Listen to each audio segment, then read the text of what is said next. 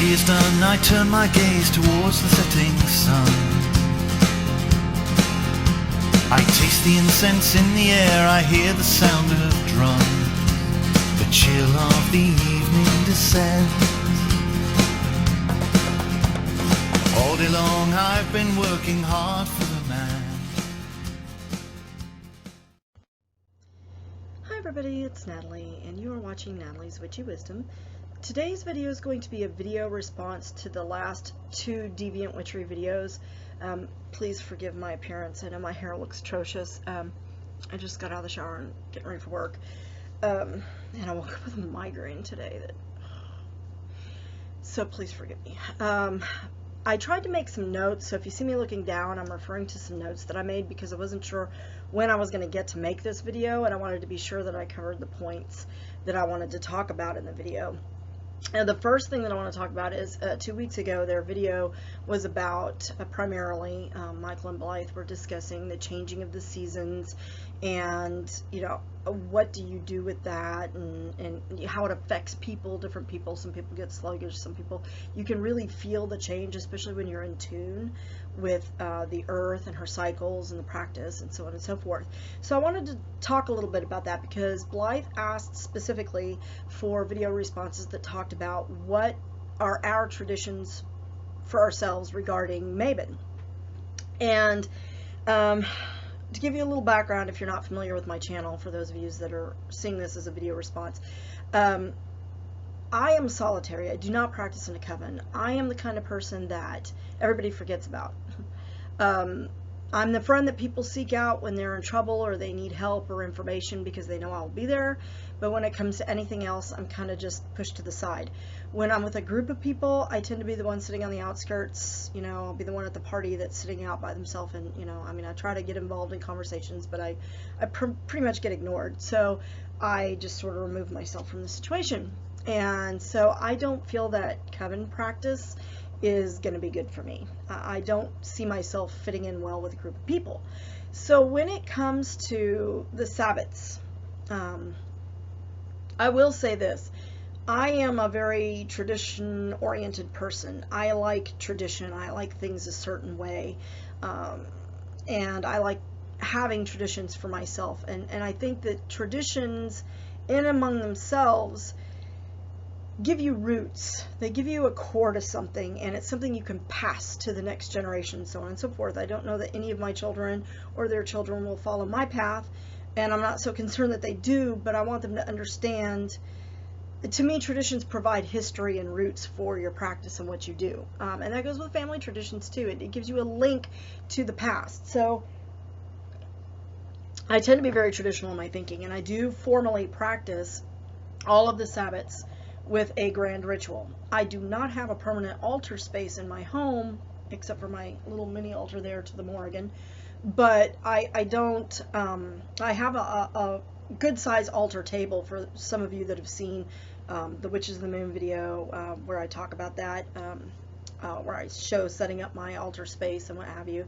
But also, I may have showed it on my personal channel as well, but I have a table. It has no metal in it. It's all wood and it snaps together, and it's probably 3 foot by 2 foot, so it's a pretty good size table, and I have to drag that out and set it up each time I'm going to do a full ritual, or what I call a grand ritual. I often will do lesser rituals where I'll create a small temporary space, and I may use that for spell work or something like that, especially if it's a spell I think is really important, needs a lot of focus. I'll set up like I have like a little portable table. I don't know if you can see it. Our office is a mess. That little table there, sometimes I will use that, and I'll cover it with cloth and set it up. I don't like to use it because it does have a metal base, and I just don't want anything interfering with the energy that I'm raising. But when it comes to the Sabbats, I will take my time and set up my altar, set out my materials, even if I have to set everything up before I go to work and then come home, because I like to do my rituals in the evenings. Because I will come in and I will always shower or bathe. I usually shower because I like to send everything down the drain. That's not a ghost, it's my beagle. Chica! Girl, Chica. Yeah, that's my girl. Anyway, I like to cleanse myself, and I usually shower, so I'll use like a ritual soap that I've created, something like that, to cleanse myself of all of the from the day, the ick that comes along with dealing with people on a day-to-day basis, and to help myself focus more, and then I will go out and I will perform my ritual. And I try to put a lot of focus and energy into my rituals. Now, for Mabon, Lunarsar, Mabon, and Samhain are all kind of important to me, but they're not in my heart what I consider my favorite Sabbats. Well, Samhain is, but what I like about Lunarsar, Mabon, and Samhain. Lunarsar happens to fall on my husband's birthday. I think that's hilarious. But they are the harvest rituals, and fall is my favorite time of the year. I come alive this time of the year because I live in Texas, where the temperatures are very unpredictable. In the summer, it's extraordinarily hot. Usually August is the hottest month of the year, so as we're coming out of August and September, it tends to be very hot in September still, like it's still getting up into the 80s right now. Usually this time of the year it's dipping into the mid 70s, but you know, mid to upper 70s, but it's been in the 80s, 90s. I'm really ready for the fall. Although I am now really starting to sense the change, because I was sensing it coming. You can feel the change, and if you'll notice the plants, the flora and fauna, you notice the animals are starting to gather more. You see the leaves changing. You do have that here, but we don't have really what I would consider 4 distinct seasons. I try to demark those, but we don't really have them here. So Mabon for me is like the heart of the beginning of the fall, and it's really important to me. It falls at the time when we really start to feel the change here in Texas, and what really makes Mabon itself important to me, and every freaking time. Okay, sorry about that.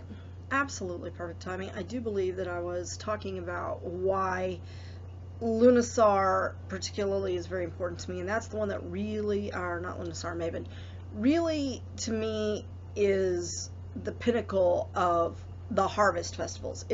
Since it's the middle harvest festival, it's the big one. It's when everybody's really gathering in all of their stuff.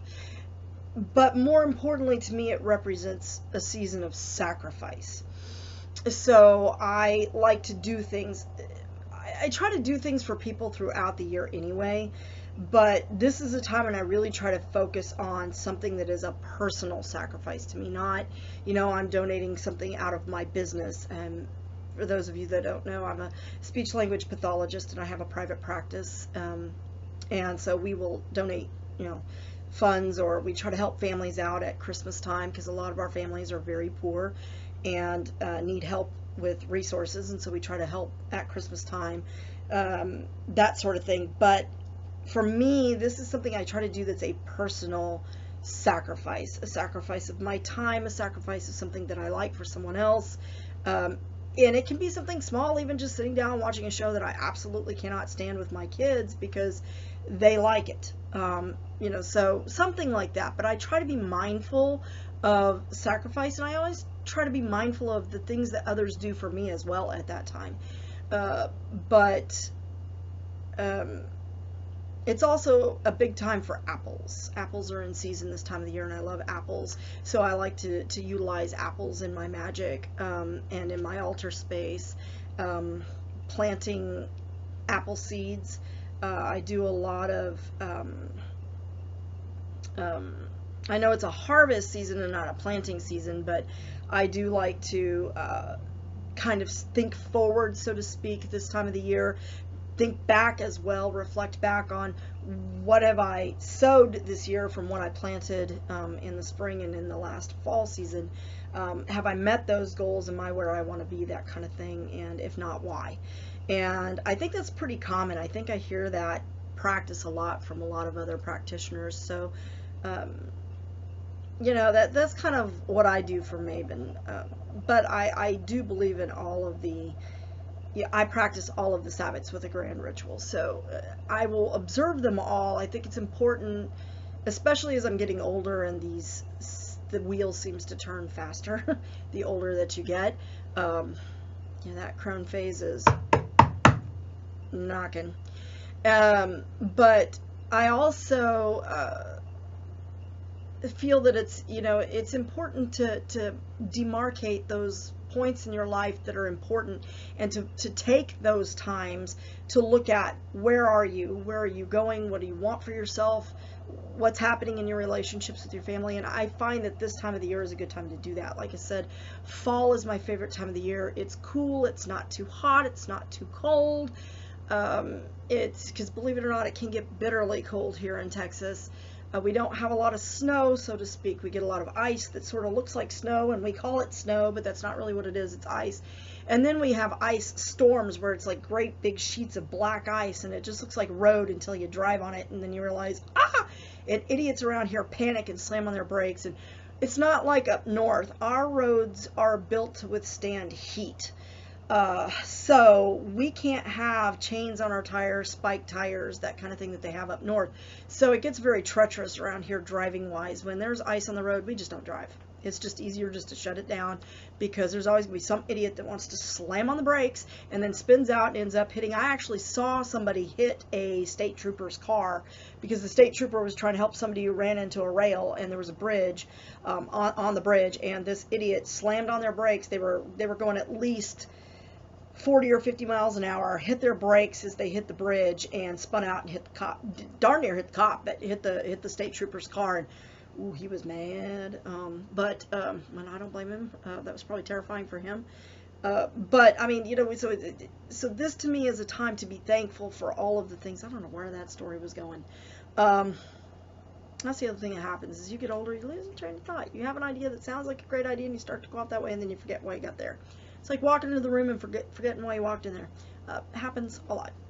But anyway, I find that those times are good times for me to sit down and take stock of my life. So it is something that I do observe in a formal manner as well as an informal manner. The other video, I want to go into a talk about your favorite Sabbats, by the way. She asked what our favorite Sabbats are. My two favorite Sabbats are Samhain and Yule. Yule has always been my favorite. I've always enjoyed that particular season, and I think because of all seasons in the year, it's the one time when people actually make an effort to be genuinely nice to one another and kind of overlook the differences. However, that being said, I mean, there's light and dark to everything, so it's also a time when people tend to get very greedy. Depression's very high because everybody's feeling locked in due to the weather. It seems to drag out, and I think that Yule in particular, because it is the longest night, and then you have that light at the end of the darkness, that to me, you know, the whole mythos of the rebirth of the sun god and the light returning to the earth, and it's the beginning of the stirrings of things in the earth, and so to me it's a time that's filled with hope and joy, and I love the food and the music, and you know, being raised Christian, we had, you know, obviously a Christmas tree. In my house, it was never really practiced as a religious holiday. In fact, my mom was very much against recognizing it as a religious holiday. And in the middle of my childhood, my mother even decided that we weren't going to celebrate Christmas anymore because it was a pagan holiday. And, you know, I don't know. She was going through this uber religious kick. And, you know, she was always kind of like that. And in her house, you practice what she wants you to practice. You don't believe anything else. But she doesn't really stick to it herself. She's very hypocritical. We won't go there. But it's one of those things that it's a time, and I love the music, and I love the food and the smells, and I love Christmas movies. I will watch them all year, but I'll watch Halloween specials all year too. I'm kind of just a holiday person, as you can tell. I decorate my house for Samhain. For Thanksgiving, I have 2 giant blow-up turkeys that sit on my lawn. At Yule, I go all out. There's lights all over the place. We have big blow-ups. I mean, just people come and stick their kids on our lawn and take pictures. And they try to do that at Samhain too. So, you know, for me, the holidays begin October 1st and run through January 7th. And I don't know if it's just that's kind of my way of getting through the long winter, and it seems to make the time flow a little easier, and gives me something to look forward to throughout the year. Samhain is obviously very special to me because it is the holiday of the Morrigan, and so I will take special preparations, but it tends to be a little bit more solemn of a holiday for me. It represents the beginning of a new year, because the earth goes to sleep, wakes up for a new year. So it's a time for me to cleanse and to kind of just purge out all the sorry, couldn't resist that one. But to also take stock of those things within myself that I want to get rid of, that I want to harvest out and be done with, to put an end to those little personal characteristics, jealousy, pettiness. I tend to be I used to be a very jealous person. I've been doing a lot of work on that. And I also tend to be almost a little bit of a needy person, especially when it comes to friends, because I've never had a lot of really close friends and I've never really fit in. So the desire to fit in is very, very strong, to find a little clique or a tribe or a little group that accepts me for who I am and genuinely wants to be around me. So I find that that's a good time for me to look at those things that maybe are things I want to change about myself. And so Samhain tends to be a very solemn holiday for me. It's happy, but it's solemn. Also, being that it's the time when the veil is the thinnest, and I like to do divination of various different sorts. Scrying is my favorite, and so I'll do that. I'll do some tarot work. I'll do some pendulum work. I work with the Ogham fuse. I don't have a set of runes yet. I'm working on that, but I don't have a set, so I don't use runes. But scrying, particularly candle or mirror scrying, is something that I do very much during the time of Samhain, especially Samhain night. And I try to seek a connection with my past to understand my future better, and to let go of things in my past that have shaped me in a negative way. So for me, Samhain's very, very important, but it's not my favorite, simply because it is a solemn time, and I find that I can get very morose during that time, very melancholy, and I kind of try to avoid that. I try not to let it become too much of that, but then I can just let go of that and enjoy the rest of the time. In their next video, they cover so many topics, it's hard for me to just, lock in on the few things. And since it's been almost a week and I've slept since then, and I actually had to listen to that video live as we were laying in bed, so I was trying not to fall asleep.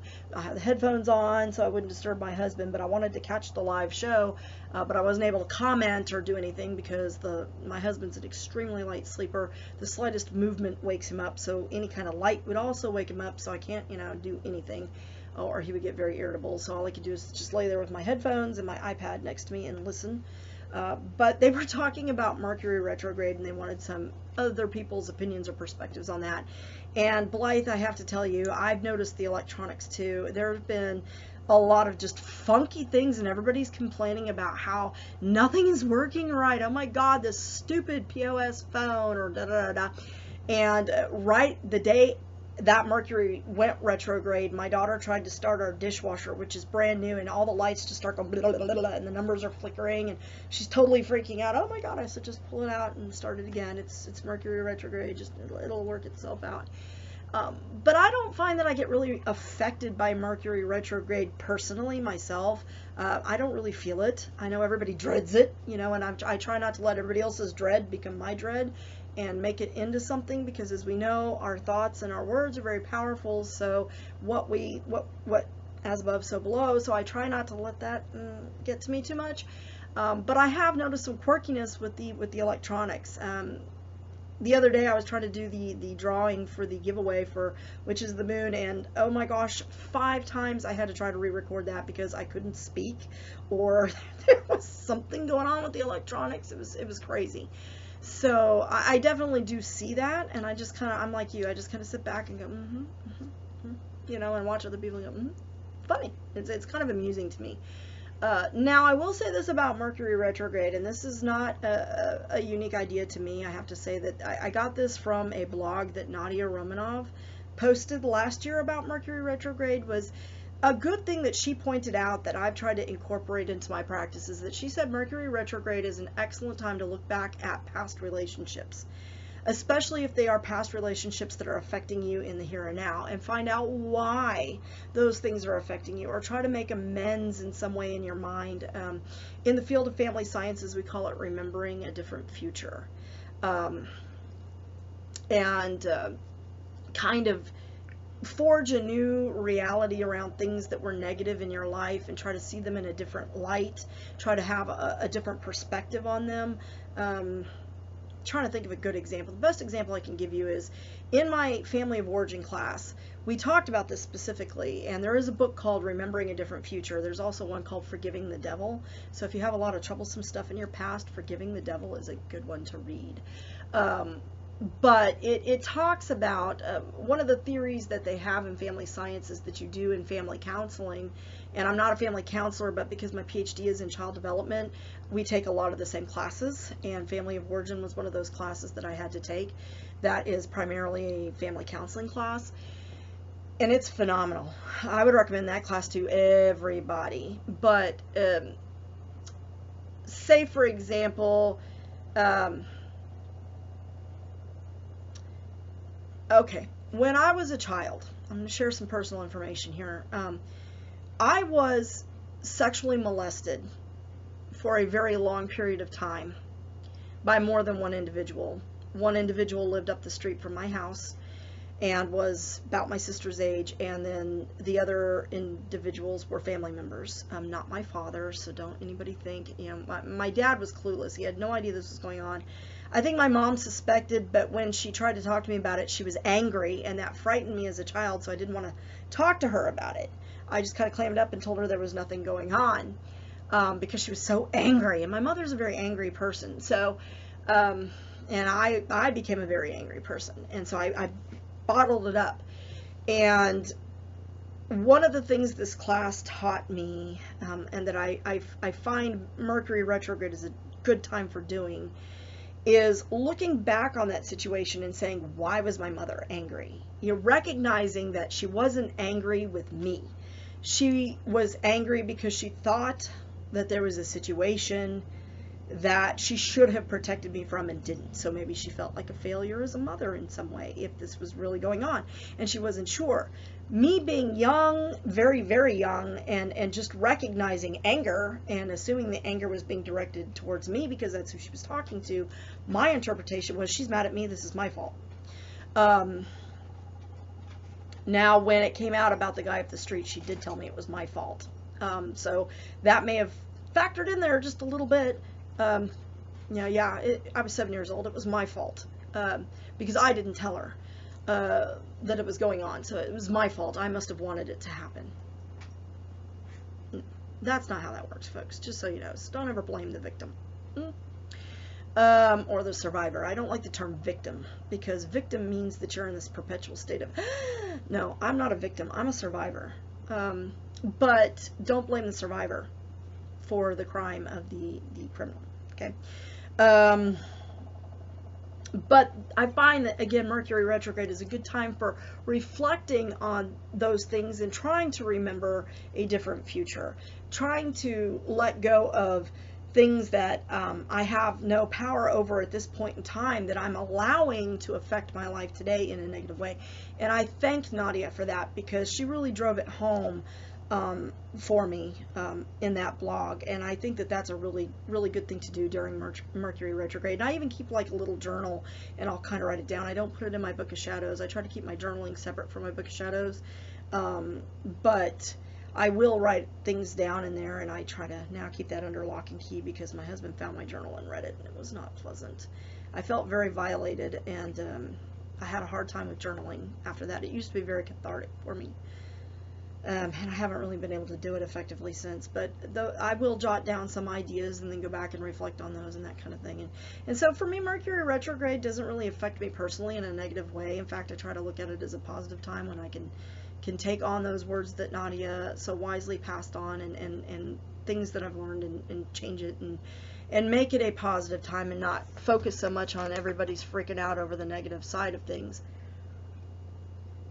I think so often we forget that there's a positive and a negative. There's always light and dark to everything, and it's how which side you choose to stand on, folks, that is going to affect what you do. So There were so many other things that they talked about that I wanted to make comments on, but because I was laying in bed and couldn't move, I couldn't write them down. So I apologize, guys, but I enjoy watching the videos. I wish I could participate more directly. So anyway, I hope you guys enjoyed my perspective on things, and I appreciate it once again. Can't wait to see you guys on Friday. Have a good evening. After I finished recording the video this morning, I realized that when I got interrupted, I skipped like a whole section of what I wanted to talk about that pertained to the show from the 2nd that was done this past Friday. You'll have to forgive my dogs, and you'll have to forgive me. I know I look ratchet this time of the night. I just got home. It's 9:10. So it's been a long day, and I'm sure it shows on the face. But one of the things that they wanted us to talk about in a video response was how we improve or work on our mediumship. Now, for me, mediumship means working directly with spirits, particularly those of people who have passed on, perhaps.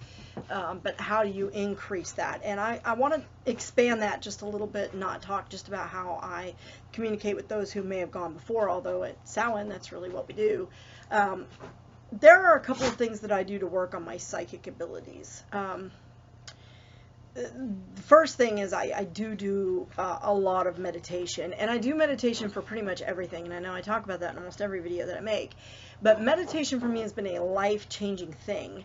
I have, learned to cleanse myself. It's helped me to control my anger, because I was a very, very angry person almost all my life until I started on this path, and I started kind of letting go of my anger.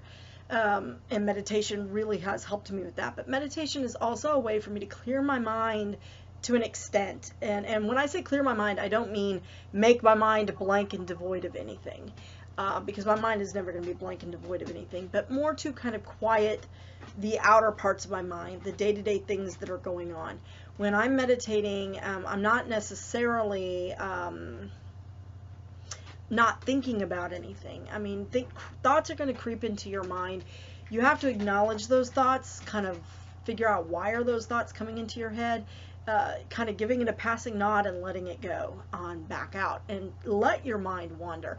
And I think that that's something that they talked about in the show that really drove home for me, that I agreed with wholeheartedly, because I do think that. I think a lot of people think that when you meditate, you've got to be totally focused on your meditation question or your thought for the day or whatever. Someone, and please forgive me, but at this point I cannot remember exactly who it was. It was either, I don't remember who it was, but somebody gave me these wonderful Dharma cards, which are to help you with meditation. And basically each card is a day. There's 365 of them. And you take a card for a day, and it has a picture on one side and a quote from Buddha or Siddhartha Gautama on the back. And you're supposed to focus on that and kind of give your mind a focal point. And when I meditate, I usually do have kind of some sort of a focal point. Sometimes I will do a guided meditation.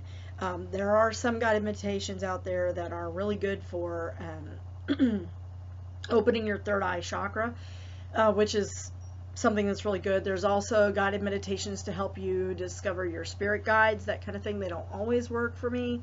Sometimes I need to listen to them repeatedly. But if I'm having a particularly hard time, if I'm under a whole lot of stress and I'm needing to just, I can't seem to stop, and let go of those thoughts as they come through my mind, then I may do a guided meditation like that. But typically what I will do is I will sit and I will say my intention for this meditation is to relax, to let go of my day-to-day corporeal stresses and connect with the spirit on a higher level. And I will focus on that, and I'll just repeat that to myself over and over again. And I may have some music going in the background that's, kind of meditation-y. I don't want to go all new agey, but there is a nice Om chant that I really like. And the reason I choose the Om chant is because the Om sound falls on a specific beta wave level for your mind. It's actually been shown to help open your mind more. So I like that, and I'll sit and I'll listen to that, and I'll just repeat over to myself. I'm here to connect with my spirit. I'm here to connect with the spirit. I'm here to connect with the non-physical world, whatever. And I find that that really helps me to be prepared for communication. Another thing that I do to increase my mediumship is a lot of divination. When you are working, and here's the thing that really irks me. People consider divination fortune telling, and no, they are two entirely different categories of things. Please don't confuse the two, okay? Nobody knows the future for certain, okay? But when we are using tarot to divine information, it's to see what are the current patterns in the spirit world that are forming, that are going to be manifest, are likely to be manifest here if the current course of action stays as it is. And or you know, it's not so much to find your fortune or to tell the future, but to figure out what influences there may be spiritually as well as physically that are impacting your ability to focus on this. And I find that divination is a really good way of connecting and improving your mediumship skills, or your ability to connect in the spirit world. Now, another thing that I do, a form of divination that is one of my preferred methods, is mirror scrying. I find that mirror scrying is very good for connecting to the spirit realm and to increase your mediumship. That you will get messages, you will get information, you will get things, you can connect with others. In terms of just general psychic abilities and the ability to understand and perceive, it's kind of weird because I've always had clairvoyant capabilities. I've always been very, I've had premonition dreams my whole life. And it was weird because before I started on this path, you know, the path I was on at the time, my whole life I've been told, you know, my mom used to call me a witch when I was a kid. She'd be like, what are you, some sort of a witch? You always know what's going to happen. You know, and it wasn't so much that I would get, you know, a full scene and I would know everything. It's kind of like if you've ever watched That's So Raven, you sort of get little flashes and you don't really know how it's going to happen, and sometimes it doesn't happen exactly the way you think it's, you know, it's not leading to what you think it's leading to. It happens the way you see it, but it's not leading to what you think, or it's not involved in the way you think. And so that's kind of how it's always been for me. I don't just get the flashes of insight like she does, but I have dreams and I see people, places, things, do things in my dreams that I've never seen done or known before, and it will happen exactly as I saw it. I mean, I've described this to people and it kind of freaks people out, so I quit describing it to people.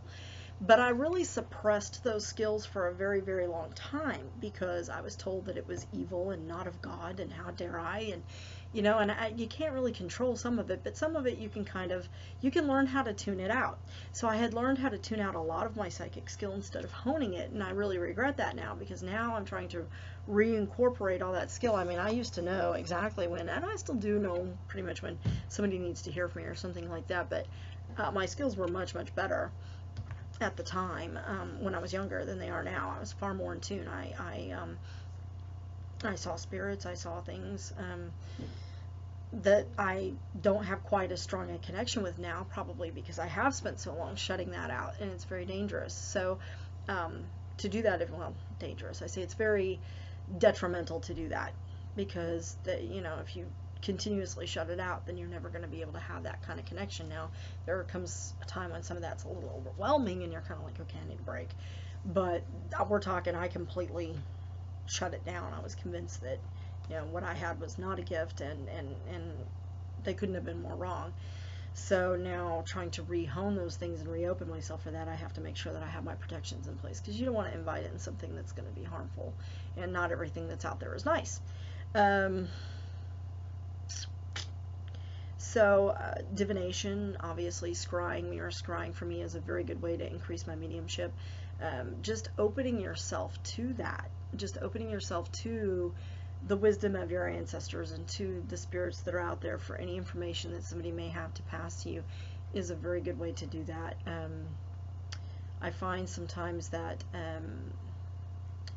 I had something that I worked on. Oh, in terms of just general psychic skills, some things that I will do to try to increase my awareness and my knowledge of that energy that's around me is that I will take like note cards, and I make sure that I can't see through them, but I will put a picture, and it'll be like a star, a triangle, a circle, and maybe a diamond or whatever, or I'll put different words on those cards, and I'll lay them face down and I'll mix them up, and I will say, okay, I'm looking for whatever, and I'll put my hand out and I'll kind of feel around, and I can usually tell. I mean, that's not right 100% of the time, but it's usually like the card next to it or the next one up, but my palms will tingle. And it's the same way when I read tarot. If I know that that I have a need for something, my palms will start to tingle. It's the craziest thing. Yeah, I rub my hands together a lot, but my palms will tingle a lot and my hands will tremble. So I'll kind of try to pay attention to that and say, okay, this is it. And it's sort of the same way that I read tarot, actually, is I just sort of go through the cards and draw what I feel, and pull it, and I read what I see. I don't like it when someone comes to me with a specific question per se that they want to tell me. I don't want to know your question. You keep your question in your mind. I'm going to connect with you, and I'm going to draw the cards that are guided to me, and I'm going to tell you what I see in those cards. And it could be positive, negative. I mean, it's up to you to figure out what the answer is. I'm not here to answer your question. I'm here to guide you towards things that you need to know in order to answer your question. So, and some people don't like that because I think people have a bad idea of what tarot really is. My husband's one of those people. He thinks that you're reading, telling fortunes, and it's all bullshit. No, that's not how it works, and I can't seem to get him to understand that that's not how it works. And he won't let me do a reading for him, so, I mean, he's studied all this, he knows. So, it's one of those things, but I do find that doing that, and especially for other people, really does help to improve your mediumship skills. So those are a few things that I do, and, I'm sorry that I'm tacking this on at the last, and I look like hammered shit, but there it is. That's what I do. I hope that you all have a great evening, and blessed be.